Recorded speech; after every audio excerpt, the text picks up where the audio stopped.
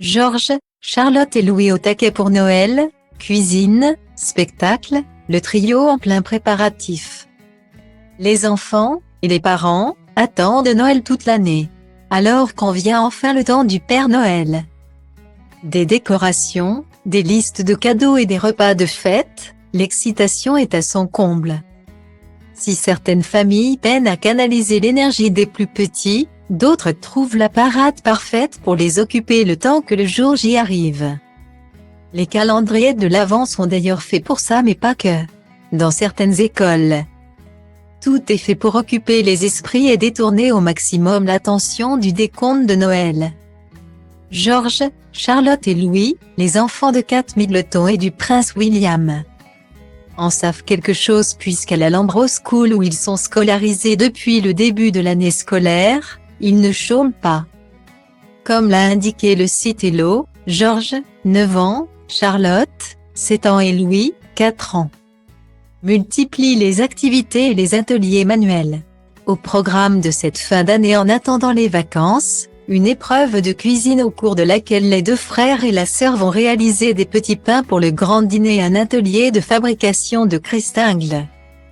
Une sorte de bougeoir fabriqué à partir d'une orange. Style Odive à place Holdé à 1 et à 1, 8 300 px, minimum et 250 px, at media screen end, minimum 8 990 px, div. À place Holdé à 1 et à 1, 8 620 px, minimum et 350 px, style. À la Lambros School, on ne se contente pas que de cela. Des spectacles sont également organisés pour apprendre aux élèves à chanter. Un concours de chant a lieu, le Pré-Pré-Odds, leur permettant peut-être de faire partie de la chorale de Noël. Comme pour chaque école ou presque, un spectacle de fin d'année sera organisé avant les vacances. Un show que ne manqueront pas d'honorer Kate Middleton et le prince William, eux qui sont si impliqués dans l'éducation de leurs bambins. Cette année sera la première fois que le clan Windsor célèbre Noël sans la reine Elisabeth, disparue le 8 septembre dernier. Charles, devenu roi, a décidé de bousculer quelques habitudes jusqu'alors suivies à la lettre.